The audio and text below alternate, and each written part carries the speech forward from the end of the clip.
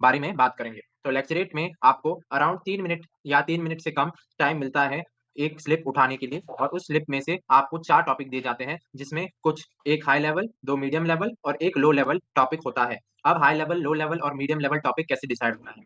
तो high level topics वो होते हैं जो जियोपॉलिटिकल बेस्ड टॉपिक्स होते हैं। मीडियम लेवल टॉपिक वो होते हैं जो डे टू डे चीजें चल रही है या करंट अफेयर से रिलेटेड है या कुछ वैसे, या फिर टेक्नोलॉजी से रिलेटेड जो टॉपिक्स रहते हैं वो ज्यादातर मीडियम लेवल टॉपिक्स रहते हैं। और लो लेवल टॉपिक्स ऐसे रहते हैं that my friend, my strength, my father, my hero, ऐसे जो टॉपिक्स होते हैं वो आपके लो लेवल टॉपिक्स होते हैं। अब कभी भी जब आप टॉपिक सिलेक्शन करते हो तो कभी भी एक लो लेवल टॉपिक नहीं लेना है। क्यों नहीं लेना है low level topic? Low level topic करने का प्रॉब्लम क्या होता है कि आपका जो आपको लगता है कि आप उसपे कुछ बोल पाओगे, पर आप उसपे कुछ बोल नहीं पाते, क्योंकि प्रॉब्लम क्या हो जाती है कि इतना लो लेवल हो जाता है वो कि उसके लिए बोलने के लिए कुछ रहता ही नहीं है। मिनट के लिए बोलो या 3 मिनट के लिए बोलो, तो आप क्या लगता है आप बोल पाओगे?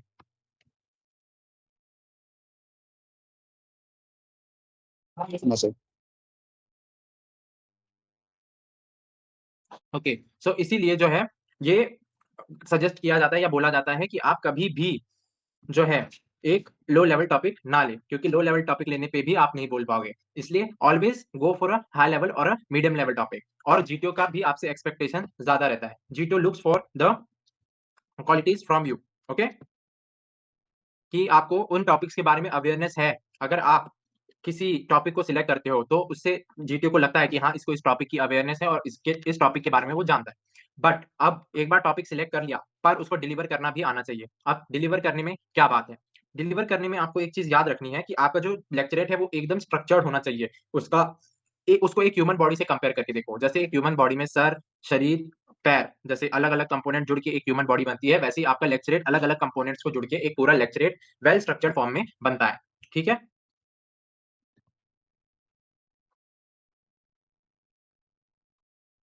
ओके,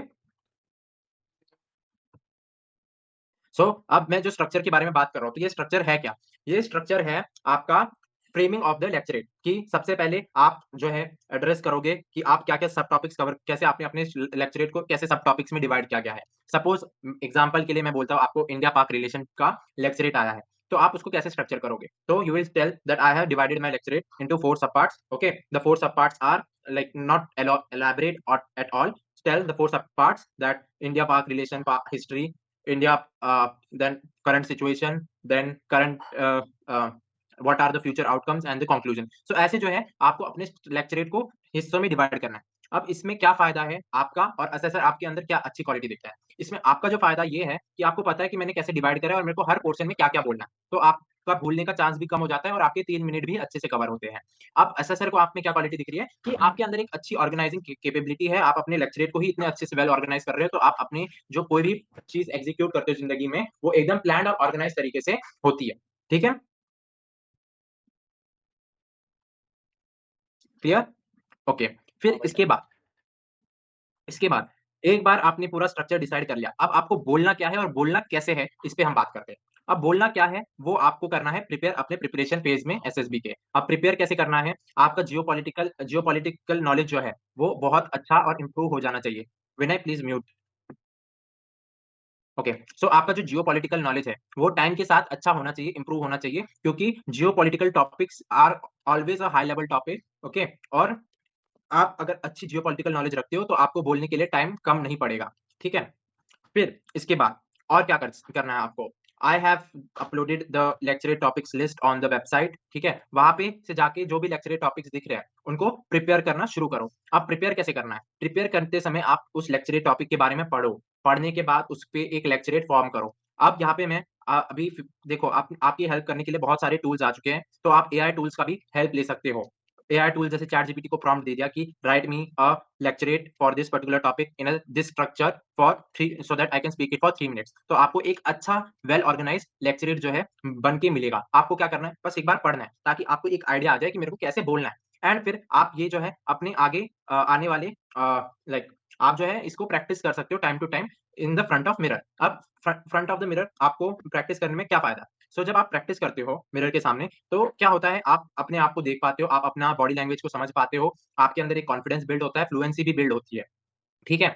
अब यहाँ पे कुछ कैंडिडेट्स होंगे जिनको मदद कर लाइक बोलने में थोड़ी प्रॉब्लम होती है इन फ्लुएंट इंग्लिश, ठीक है, कि बीच-बीच में अटक रहे हैं, बहुत प्रॉब्लम हो रही है, ठीक है, बीच में फिलर्स बहुत ज्यादा इस्तेमाल कर रहे हैं. So what to do in that situation? So see the best way to tackle such situation is reduce your space when you feel that you are not able to recall the next sentence or you will not be able to speak the next sentence. अब यहाँ पे मेरा मतलब क्या है? Suppose right now I am speaking at a very great space and I am like knowing what I am going to speak in the next sentence, but now I am feeling that I am not able to recall the next sentence, so I will now tell you that how you have to speak. ठीक है, अब मैंने क्या किया, space को थोड़ा slow कर लिया ताकि ऐसा ना लगे कि एकदम अचानक से बीच में पॉज ले लिया और कुछ बोल ही नहीं रहा है. ठीक है, अब अपना वॉइस मॉड्यूलेशन, अगर आप इन सब चीजों में अच्छे हो जो अभी तक बोली गई है, तो आप क्या एक्स्ट्रा एड ऑन कर सकते हो इज ऑन वॉइस मॉड्यूलेशन. देखो, जब भी कोई इंपॉर्टेंट पॉइंट आता है, ठीक है, जैसे अभी इंडिया पाक रिलेशन का अगर टॉपिक आता है या ऑपरेशन सिंदूर पे टॉपिक आता है, तो you can emphasize on some words और some like India used S-400 missile system to counter the drone attack of Pakistan, and India also targeted many military facilities after for the retaliation of what Pakistan did. So कुछ कुछ points पे आप जो है emphasise कर सकते हो, अपना वॉइस मॉड्यूलेशन कर सकते हो, कहीं पे ऊंचा कहीं पे नीचा. This shows that you have a good public speaking skills and you are able to influence also influence the group. Now जब आप अपना लेक्चरेट दे रहे हो तो कभी भी जो है असेसर की तरफ नहीं देखना है. देखो, assessor is there to assess you, you are not there to assess assessor. ठीक है, आपको अपने बैचमेट्स की तरफ देखना है, अपने जो ग्रुपमेट्स है उनको देखो, उनकी आंखों में आके डाल के बोलो ताकि उनको भी लगे कि भाई इसमें बहुत तगड़ा कॉन्फिडेंस है. देखो, असेसर भी समझ जाता है कि आपका ग्रुप आपको कैसा देख रहा है. ठीक है, जीटीओ में खासकर असेसर देखता है कि आपका ग्रुप आपको कैसे देखता है. ठीक है, अब सपोज आप go for command task, you must have seen the best performing candidate is called the most for as a subordinate. Yes. Yes sir. So क्यों होता है यहाँ पे? देखो, इनडायरेक्टली असेसर को समझ में आ रहा है कि कहीं ना कहीं इस कैंडिडेट में कुछ तो है, क्योंकि कैंडिडेट्स भी इस पे ज्यादा भरोसा दिखा रहे हैं. So this thing comes when you are dominating all over the test and you are influencing your course mates और the group mates regarding it. Then इसके बाद आता है हमारा क्या, कि अपना जो लेक्चरेट है वो हमने अच्छे से डिलीवर कर दिया. ठीक है, हमने बोल दिए पॉइंट्स. अब लेक्चरेट को कंक्लूड कैसे करना है? तो कंक्लूड करने में कभी कभार क्या होता है, कुछ बच्चों का टाइम ऊपर चला जाता है, कुछ बच्चों का टाइम नीचे रह जाता है. सो आपको पता होगा कि हर लेक्चरेट खत्म होने से 30 सेकंड पहले जीटीओ एक बेल बजाता है. यस. Yes sir.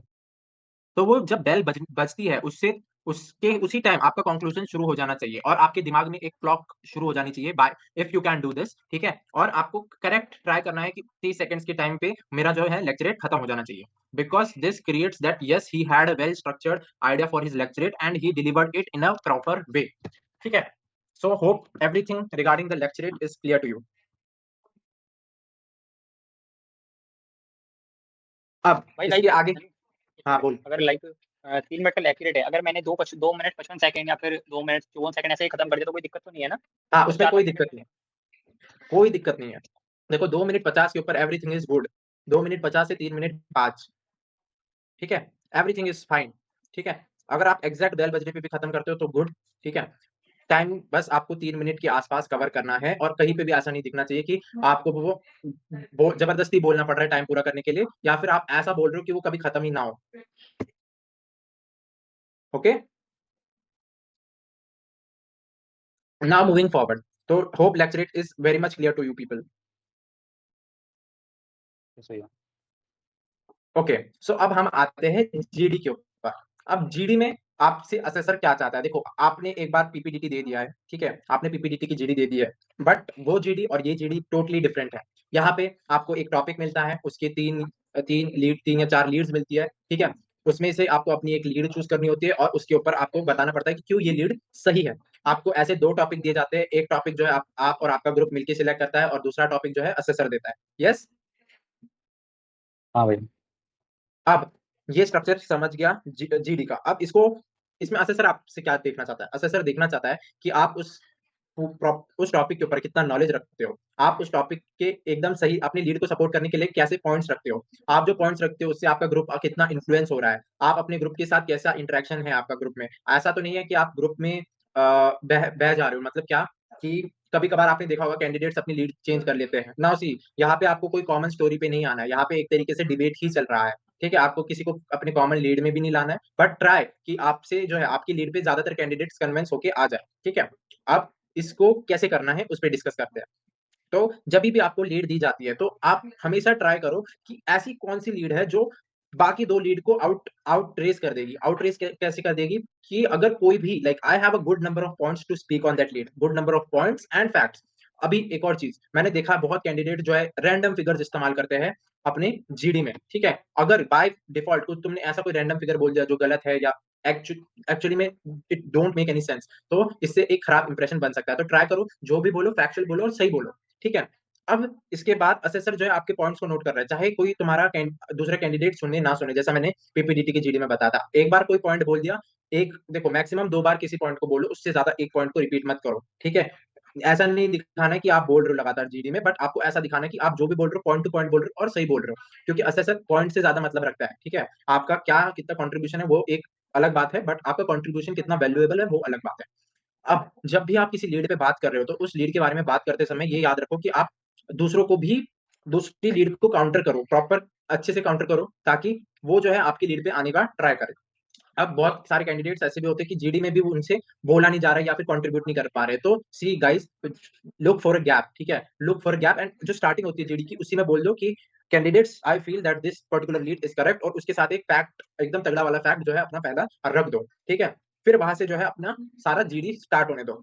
अब जब जीडी में सब कुछ चल रहा होगा, कभी भी ऐसा मत करना कि कहीं पे तुम अपने साइड वाले के हाथ मारो कि भाई मेरे को बोलने दे, या भाई इसमें रुक जा एंड ऑल। मेरे साथ हुआ है, मैं बोल रहा था, मेरा साइड वाला कैंडिडेट दे दनादन मेरे पैर पे हाथ मार मार के मेरा पैर सुजा दिया उसने कि भाई मेरे को बोलने दे। देखो भाई, जिसको बोलना है खुद अपना मौका ले, खुद बोले, गैप्स मिलते हैं, ठीक है। अब आपको थोड़ा सा क्लेवर भी होना है। अब आपके ग्रुप में बाय मिस्टेक एक आध ऐसा बंदा स्क्रीन हो गया होगा जो ज्यादा बोल नहीं पा रहा होगा, तो आपको जान के ऐसा जब भी आपको चांस मिले तो आप बोलो कि I guess test number this wants to speak something, और उसको मौका दे दो, और वो मौके को भी वो खराब कर देगा, वो बोलेगा no no I don't want to speak anything, ठीक है। मतलब आपने किस जो लो कंट्रीब्यूटिंग पर्सन है उसके लिए एक रास्ता बना कि वो कंट्रीब्यूट कर सके जीडी में, बट उसने तभी भी वो भी नहीं बोल दिया, तो वैसा भी आप ट्राई कर सकते हो, इट्स ऑन यू, ठीक है। अब इसके बाद आ, हम बात करेंगे कि जीडी, हाँ जीडी में आपको बाकियों को अपने लीड पे कैसे लाना है। तो देखो कोई एक ऐसी लीड रहती है जो बाकी दो लीड को कवर कर लेती है, कि देखो by end of the day this lead is the only reason because बाकी की दो लीड जो है इसी का कुछ किसी प्रकार से प्रकार है, समझे। मतलब कि आप समझो, एक था regarding the terrorism in Jammu and Kashmir, तो उसमें कुछ था political reason due to Pakistan, and एक और कुछ तो था लोकल लोकल गवर्नमेंट, ऐसे कुछ था लोकल्स। तो देखो पाकिस्तान जो है इसका प्रॉपर सही लीड होगा, ठीक है। क्यों? क्योंकि देख पाकिस्तान की जो पॉलिटिकल सिस्टम है वही हमारे पॉलिटिकल सिस्टम को इन्फ्लुएंस करके एक गलत नैरेटिव फैलाता है, ठीक है। और लोकल्स को भी वही इन्फ्लुएंस करते हैं। तो देखा जाए तो मेन लीड जो है वो पाकिस्तान की गवर्नमेंट ही है, जो हमारी ये दो लीड्स को खराब कर रही है, समझ रहे हो, क्रोनोलॉजी समझ रहे हो। तो हमेशा देखो कि कौन सा ऐसा लीड है जो बाकी दो लीड को आउटरेस करे, बिकॉज देखो हमेशा रहेगा ऐसा लीड। अब कभी कभार ऐसा होता है ज्यादातर कैंडिडेट्स एक लीड पे आ जाते हैं, तब जो है जीटी टॉपिक चेंज कर देता है। और कभी कभार ऐसा भी होगा कि आप एक ऐसी लीड ले लोगे जो ग्रुप में किसी ने नहीं ली, तो ऐसा मत करना। तभी इस सिचुएशन में भी कभी ऐसा मत करना कि आप अपनी लीड चेंज कर लो एक बार बोलने के बाद, क्योंकि बहुत खराब इन्फ्लुएंस पड़ता है। ये आपको यहाँ पे कॉमन सोल्यूशन पे नहीं आना है, ठीक है। Hope GD is clear to you, any doubt related to GD. भैया मतलब दूसरे बंदे को काउंटर करने के लिए क्या बोलना चाहिए? काउंटर करने के लिए जो उसने फैक्ट रखा है उसी के अपोजिंग अपने अपने इससे रिलेटेड कोई फैक्ट बोलो। भाई फैक्ट टू फैक्ट चलना है, ऐसा नहीं कि नहीं भाई मैं नहीं मानता तेरी बात, नहीं तू गलत है, ऐसा नहीं चलेगा वहां पे। हाँ, ऐसा नहीं बोलना ना, I am not agree to gentleman, ऐसा कुछ। हाँ ऐसा नहीं बोलना है, अगर ऐसा बोलना है तो उसके साथ कुछ अच्छा पॉइंट या फैक्ट होना चाहिए तेरे साथ। ओके, और कोई डाउट? भैया जैसे अगर अगला बंदा बोल भी नहीं रहा हो तो भी हम उसको चांस दे सकते हैं कि this gentleman had not speak in CT, so that's why I want to give some chance, ऐसा कुछ। ऐसा ज्यादा लंबा चौड़ा नहीं बोलना, बस इतना बोलना I guess this test number wants to say something, और ये तभी बोलना अगर आपकी नैया पार लग चुकी है, मतलब आपने अच्छा खासा कंट्रीब्यूट कर चुका है जीडी में। ऐसा नहीं खुद की नैया डूब रही है दूसरे को हाथ दे रहे। Okay, any other doubt? हमेशा एसएसबी में एक चीज याद रखनी है जो आपको प्लेन के अंदर बताई जा रही है, प्लेन के अंदर बताई जाती है। दूसरों को मास्क पहना, इमरजेंसी सिचुएशन में दूसरों को मास्क पहनाने से पहले खुद का मास्क लगाए, फिर दूसरों की मदद करें, ठीक है। अब ओके अब जीडी होगी, आपने जीडी में अच्छा खासा देखो, 2 जीडी क्यों होती है? सपोज आपको पहले टॉपिक पे ज्यादा नॉलेज नहीं था तो दूसरे टॉपिक पे होगा, पर आपको दोनों ही जीडी में अच्छा करना है ताकि जीटीओ से आपको अच्छे खासे पॉइंट मिले। और देखो मैं बता रहा हूँ जीटीओ का रिजल्ट आपको ना कमांड टास्क के टाइम पे ही मिल जाता है, ठीक है।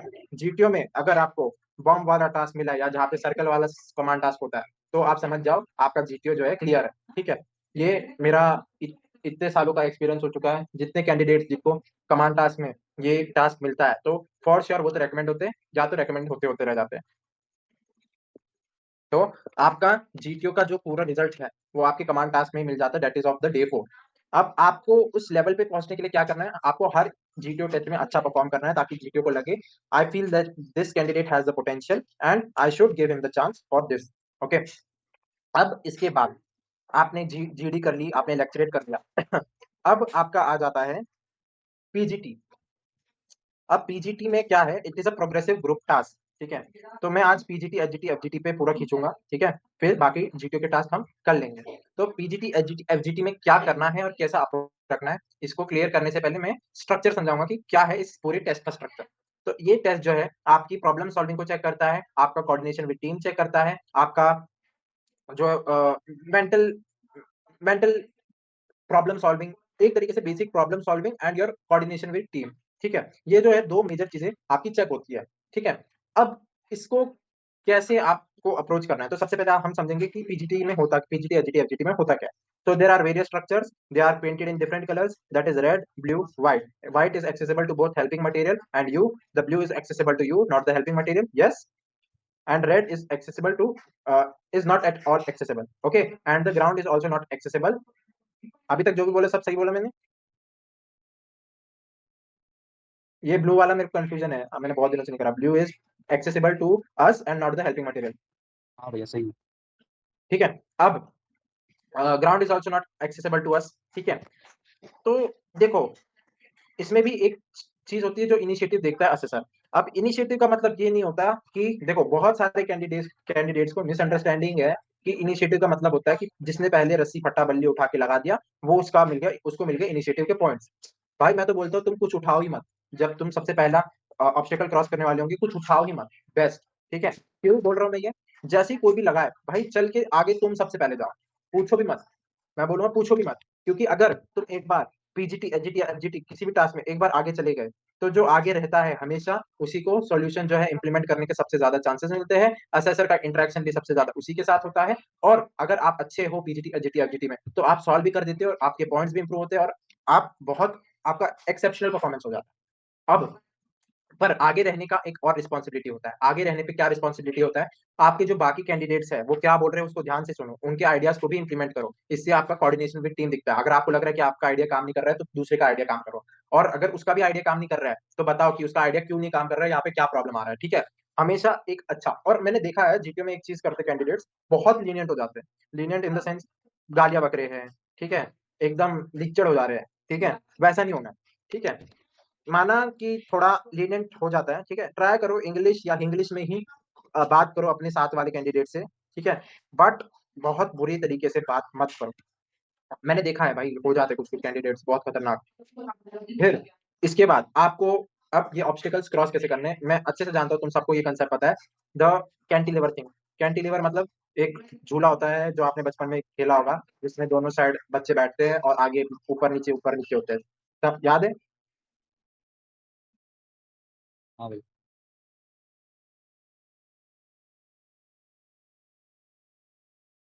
तो मैं वो अभी झूला बनाऊंगा और आपको उसके अंदर के बेसिक कंपोनेंट समझाऊंगा। तो वो झूला कुछ इस प्रकार का रहता है, जिसमें एक ये आप अपना पट्टा समझ लो, ये आपका कोई ऑब्स्टेकल समझ लो, ये आपका कोई एफ बच्चा बैठा है समझ लो, एफर्ट समझ लो, यहाँ पे दूसरा बच्चा बैठा है वो एफर्ट समझ लो, ठीक है। इसे हम कहते हैं क्या कहते हैं, क्या कहते हैं इसे? कैंटिलीवर। नहीं सपोर्ट नहीं कहते, कुछ और कहते हैं इसे। कॉन्फ्रेंस बोलते हैं ना। हाँ ये है अप्पा वाला डायनेमिक बिलीवर। डायनेमिक बिलीवर अप्पा क्या था ना तू? वही है। हाँ सेकंड तो देखो, आप देखो असेसर्स को भी पता है कि कौन कहाँ से कोचिंग लेके आ रहा है, और अगर कोचिंग के टर्म्स इस्तेमाल करोगे अपने एक्चुअल एसएसबी जीटीओ में तो इट्स नॉट गुड। क्यों नहीं गुड? क्योंकि देखो, तुमने जहाँ से कोचिंग ली है, जरूरी नहीं मैंने भी वहां से कोचिंग ली हो या बाकी कैंडिडेट्स ने भी वहां से कोचिंग लिया। आपका का समझ में आता है, बहुत कैंडिडेट लेते हैं, पर तभी भी नहीं। क्यों? आप आपको वो टर्म समझ में आती है, आप बोल रहे भाई भाई वो फलक्रम बनेगा और ये सपोर्ट बनेगा और तू ऐसे चले जा, ठीक है। अब ठीक है, मैं मान लिया तेरे को समझ में आ रहा है, पर वो सामने वाले कैंडिडेट को समझ में नहीं आ रहा है, और असेसर को अच्छे से समझ में आ रहा है कि इसकी है ये किसकी भाषा, इसकी है ये कोचिंग की भाषा, और ये कोचिंग की भाषा इसके कोचिंग वाले को समझ में नहीं आती है। तो आपको कैसे रहना है? तो हाँ, हम बैक सपोर्ट और मिडल सपोर्ट बोलते हैं। हाँ, तो ऐसा कुछ बोलो, या बोलो कि भाई see guys we can put this फट्टा ऑन दैट प्रोजेक्शन, ठीक है, प्रोजेक्शन जैसे वर्ड का इस्तेमाल करो, या that particular thing that is coloured in red और व्हाइट और दिस, ठीक है, दैट शेप के बारे में बात करो, that triangular out triangular thing, okay. मैंने देखा है वो रेक्टेंगुलर जो प्रोजेक्शन बनाया होता है, जो रेक्टेंगुलर चीज होती है, उसको आपका में गोल पोस्ट करके बता देते हैं, वहां पे भी असेसमेंट के टाइम पे भी बोलता है गोल पोस्ट में डाल दे वो बल्ली को या वो फट्टे को, ठीक है। तो ये सब नहीं करना भाई, वो बोलेगा कहाँ पे है गोल पोस्ट, कहाँ पे फुटबॉल, ठीक है। तो ये चीजें नहीं करनी है जहाँ पे ऐसा लगे कि कोचिंग का नैरेटिव की वजह से तुम्हारा असेसमेंट खराब हो जाए या फिर किसी को कोई चीज समझ में ना आए। अब ये ठीक है।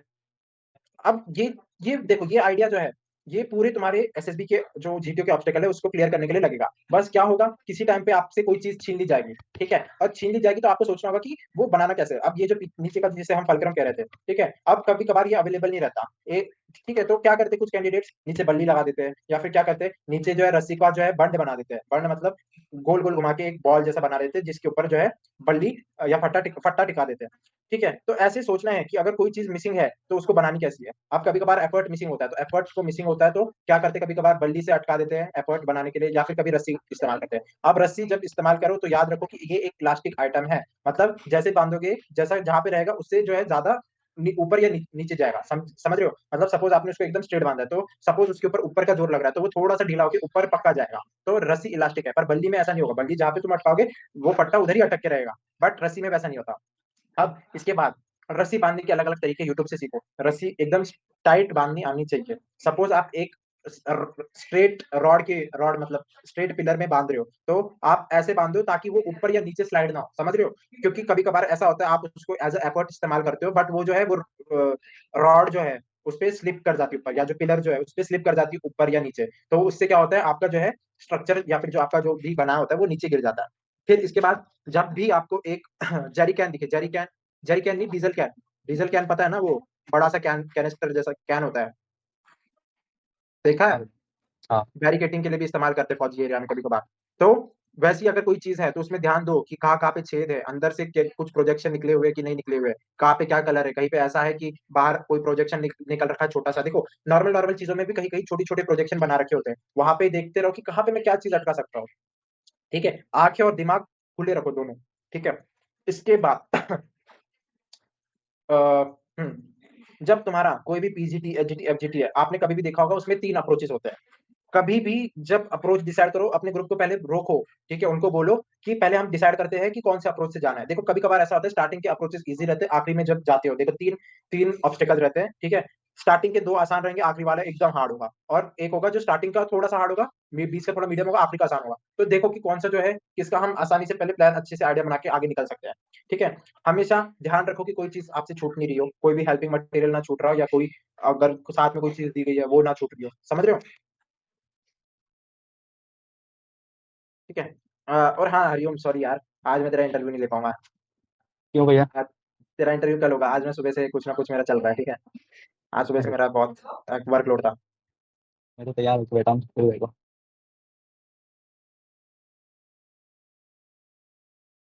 कर रहा था। ओके, तो कोई कुछ बोल रहा था। मैं बोल रहा था भैया तैयार होकर बैठा हूँ। हाँ, कोई नहीं, कल कल रेडी रहे, कल पक्का लूंगा कुछ भी हो जाए, कल ठीक है। शाम को या दिन में? दिन में तो नहीं होगा, शाम को ही होगा। ठीक है। हाँ, तो देखो सबको एक तरीके से अप्रोच करना है। हाँ, अब मैं बता रहा था कि वो जो 3 वे होते हैं, 3 रास्ते होते हैं पीजीटी एचजीटी एफजीटी में, तो उसमें पहले डिसाइड करो। क्योंकि देखो मैंने देखा कैंडिडेट्स को पहले के 2 कर लेंगे आसानी से, फिर तीसरे पे अटके बैठेंगे पूरे 1 घंटे, तो वैसा नहीं होना चाहिए। इसके बाद कभी कभार कभी भी अपना रूट मत चेंज करो, ठीक है। 3 रास्ते स्पेसिफाइड है उन्हीं पे चलो। मैंने देखे बीच में से रास्ता मोड़ लेते हैं पूरा कि भाई नहीं अब यहाँ से नहीं, यहाँ से जाएंगे, तो वैसी चीजें नहीं करनी है, ठीक है। It looks very wrong. और हमेशा अपने ग्रुप के साथ चलो, ग्रुप से अलग मत चलो। पता चला ग्रुप एक पाथ पे लगा रहे तुम दूसरे पाथ पे लगा रहे हो और दोनों अलग अलग साइड पे जा रहे हो, बहुत गलत दिखता है, बहुत गलत। ठीक है, तो ये सब चीजें बेसिक है, या दिमाग में रखनी है यार। अब इसके बाद सपोज आपको आगे जाने का चांस नहीं मिला, आप पीछे पीछे ही हो, तो पीछे से हमेशा आइडिया देते रहो, देते रहो, देते रहो, आगे देखते रहो क्या चल रहा है, पीछे से आइडियाज देते रहो। ठीक है, तुम आइडियाज को, तुम्हारा आगे वाला चाहे आइडियाज को ना सुन रहा हो, पर तुम्हारा जो पीछे वाला है वो जो मतलब तुम्हारे जो एसेसर है वो तुम्हारे आइडियाज को सुन रहे हैं, तो डोंट फील दैट कि कोई मेरा आइडिया इंप्लीमेंट नहीं कर रहा है। एक बार तुमने बोला कोई अच्छा आइडिया, अगर असेसर के कान पे पड़ा और असेसर को लग रहा है कि हाँ ये आइडिया इसका काम करने वाला है, तो वो पॉइंट लिख लेगा। अब असेसर हमेशा चांस देता है कि आगे के कैंडिडेट्स पीछे जाए और पीछे के कैंडिडेट्स आगे आए, तो उस टाइम पे कभी भी झिझकना नहीं है कि जाओ कि नहीं जाओ। जैसे ही बोले भागो दौड़ते हुए, और ऐसा नहीं वो व्हाइट वाले इस पे कूदते हुए जा रहे हो, नहीं, जमीन से चल के जाओ। ठीक है, इज्जत से डायरेक्ट उस पॉइंट पे पहुंचो जहाँ पे चेंज कर रहे हैं कैंडिडेट्स। ठीक है, क्लियर? अरे भाई बोलो कुछ, हाँ भैया। क्या समझ में नहीं आया कि ऐसा कुछ है कि कोई प्रॉब्लम है? हाँ, आ गया डन। ओके, तो अभी कोई डाउट? अगर एक डाउट था, नहीं, उसमें थोड़ा बहुत इंग्लिश यूज कर सकते हैं उसमें पीजीटी में? हाँ, इंग्लिश इस्तेमाल करो बट एकदम प्रॉपर हिंदी, या फिर स्लैंग्स, या फिर ओए ये, ओए क्या कर रहा हो, ओए ऐसा कुछ नहीं। हाँ मेरा ऐसा था, मतलब सामने वाला मेरा आइडिया नहीं समझ रहा था एसएसबी में, तो मैंने उसको हिंदी में बता दिया, फिर उसने इम्प्लीमेंट भी कर दिया। हाँ, वो तो ठीक है, नॉर्मल चलता है, बट एकदम ही बहुत ही लीनियंट हो जाते हैं। मैंने देखा है भाई, वो ग्राउंड में ऐसा माहौल अपने आप ही हो जाता है, सब कैंडिडेट्स वैसे ही हो जाते हैं। उसको थोड़ा सा अवॉइड करने की कोशिश करो, थोड़ा फॉर्मल ही रहने की कोशिश करो, क्योंकि यू आर अंडर असेसमेंट। अभी तुमने देखा होगा जब ये क्रॉस कंट्री जीतते हैं तो कैसे जानवर बन जाते हैं, बट कैसे जैसे ही ऑफिसर्स आते हैं तो अंडर कंट्रोल हो जाते हैं, तो वैसा कुछ है। ठीक है, उनके पीछे कैसे भी रहो, उनके आगे तो एटलीस्ट थोड़ा अपने एटिकेट्स और चीजें बना के रखो। ठीक है, अब इसके बाद पीजीटी एचजीटी एफजीटी, ये एक ही चीज 3 बार क्यों, आप सोच रहे होंगे। तो भाई हर बार तुमको एक चांस दिया गया है। ठीक है, स्क्रीनिंग में आपको एक ही चांस रहता है, बट आगे आने वाले सारे टेस्ट में आपको मल्टीपल चांसेस रहते हैं कि आप अपने आप को प्रूव कर सको। ठीक है, तो ट्राई करो कि जब हर बार प्रूव करने का चांस मिल रहा है, हर बार आप एक अच्छा परफॉर्मेंस दो। कंसिस्टेंसी दिखनी चाहिए, देखो consistency is the key in GTO. आपका जीटीओ डे 1 और डे 2 दोनों कंसिस्टेंट रहना चाहिए। Your performance should look consistent, it should not look that कि भाई एक टेस्ट बहुत ही अच्छा दे रहा है, एक टेस्ट एकदम ही खराब दे रहा है। ठीक है, अब और हर बार तुम्हारा जो अपॉर्चुनिटी क्लेम करने का परसेंटेज है वो हर टेस्ट में बढ़ता रहेगा। पीजीटी में ज्यादा कैंडिडेट्स रहेंगे, एचजीटी में थोड़े कम रहेंगे, एफजीटी में और कम रहेंगे, तो आपका परफॉर्मेंस इंप्रूव करना चाहिए, डेटरेट नहीं करना चाहिए। डेटरेट किया तो और नेगेटिव इंप्रेशन पड़ता है कि ज्यादातर का ग्रुप था तब तो अच्छा परफॉर्म करा, बट कम होता गया तो परफॉर्म नहीं कर पाया। ठीक है, ओके। ये जैसे हमारे ग्रुप को एचजीटी दिया था ना, हम्म, एचजीटी हमसे हुआ ही नहीं था, पूरे ग्रुप से किसी से दिया भी था। नहीं? नहीं। ठीक है, मतलब ग्रुप ही, एयरफोर्स। एयरफोर्स। नहीं। हाँ, एयरफोर्स को डबल पेजिंग हो ही नहीं रही थी वहाँ पे। कौन सा बोर्ड? गांधीनगर। क्या था? तो वैसा ही कुछ स्ट्रक्चर था, भूल गया मैं अभी तो, बट पूरा ग्रुप नहीं कर पाया था उसमें। 15 मिनट कुछ मिलते हैं ना जीटी में, पूरे हो गए तो वो भी। उसने कुछ तो आइडियाज दिए होंगे बाहर से। बट ना, दिए दिए आइडिया पर इम्प्लीमेंट नहीं हो रहे थे। वो बार बार तो बोलता था आगे, दिस इज नॉट। आगे कौन था, आगे कौन था? आगे मैं नहीं था, मुझे आ ही नहीं रहा था आइडिया, में आगे था ही नहीं। भाई बट ऐसे भाई ऐसा भी होता है ना, ऐसे वो जब भी वो अजय नहीं है, अजय ही बता रहा था, कह रहा था कि कुछ स्ट्रक्चर्स ऐसी होती हैं जिन पे बस तुम आइडिया लगा, प्रैक्टिकली करना पॉसिबल नहीं होता। हाँ, वैसा भी होता है कभी कभार, पर वो जालंधर तभी बोर्ड भी में भी है। मतलब, हाँ जलंधर बोर्ड में है। असेसर को हम्म। तुम वो आइडियाज बता देते हो तो वो मान भी लेता है और वो आगे चला भी जाता है, पर ना वो मतलब होते हैं एप्लीकेबल, बट अपन बांधने में कुछ गलती करते हैं या फिर वो थोड़ा कुछ होता है तो वो टिकता नहीं है। देख मैं बताता हूँ तेरे को, जलंधर में एक पीजीटी है जिसका मतलब लेफ्ट टू राइट अगर तू 1 2 3 गिनेगा तो जो थर्ड पाथ है, तो उसका जो लास्ट जो ऑब्स्टेकल है जो पीजीटी का, तो उसका जो है सॉल्यूशन, मतलब तू बोल देगा तो वो मान लेगा, पर तू करने जाएगा वो सोल्यूशन सेम तो वो होगा नहीं। क्या होता है उसमें, एक रॉड है, उसमें ना तू अपनी रस्सी को रोटेट करके ना गोल घुमाएगा और उससे सपोर्ट बनाएगा अपना अपने पट्टे के लिए। तो क्या होता है वो अब तेरे रस्सी बांधने पे डिपेंड करता है कि तू कितना मोटा रस्सी बांध पाया ताकि वो फट्टा अटक रहा है कि नहीं। और सपोज अटक भी गया तो कभी कभार तुमने रस्सी ऐसी बांधी होती है कि वो रस्सी स्लिप कर जाती है वो रॉड में से, तो वो है प्रैक्टिकल सोल्यूशन, बट तुम्हारा स्लिप हो रहा है या फिर तुम बांध नहीं रहे हो अच्छे से, इसलिए वो फट्टा टिक नहीं पा रहा है उस सपोर्ट पे। समझे? और कोई डाउट?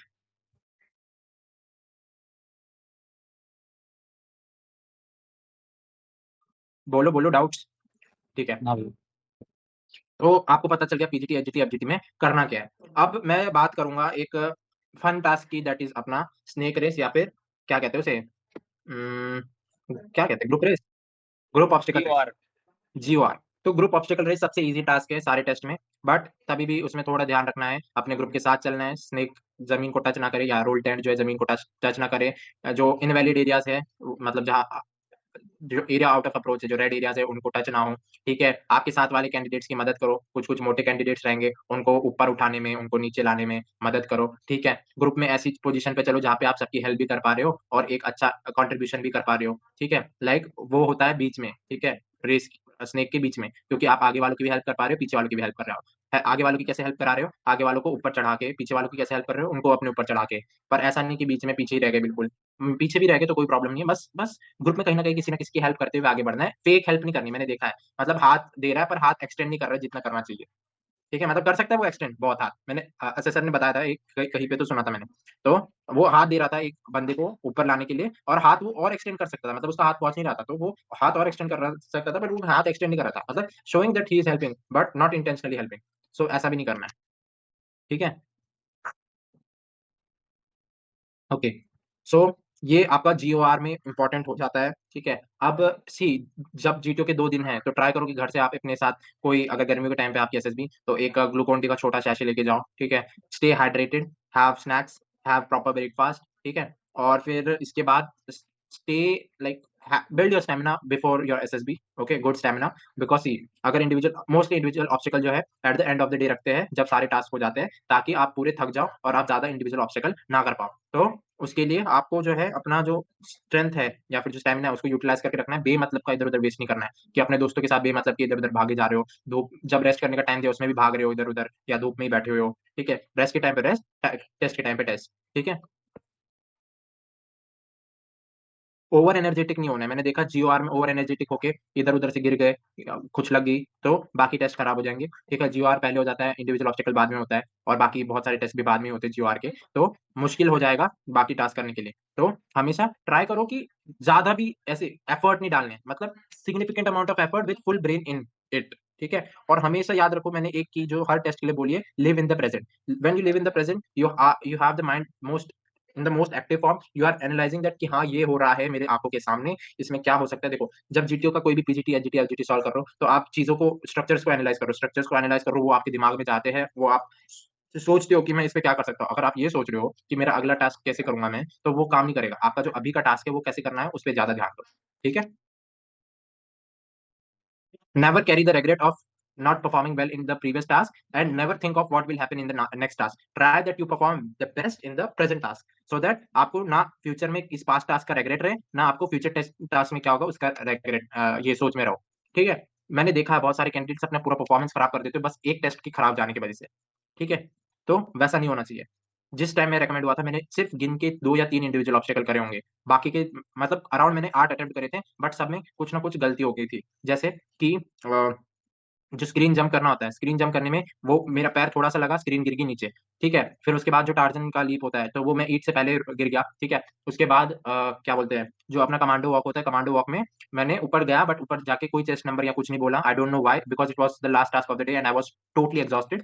सो ये सब गलतियाँ हुई, बट मैंने इस टेस्ट का कैसा परफॉर्मेंस रहा, इस पे ज़्यादा ध्यान नहीं रखा, ठीक है? जितना आप उसका रिग्रेट मनाओगे, उतना आप आगे वाले टेस्ट में खराब परफॉर्म करोगे, इसकी मैं गारंटी देता हूँ। तो इसलिए कभी भी कोई रिग्रेट कैरी मत करो, और रिग्रेट कैरी करने की नौबत आए ऐसा कुछ करो ही मत।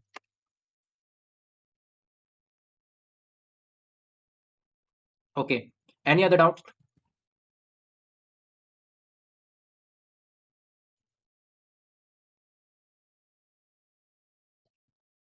विनय, स्टॉप द रिकॉर्डिंग।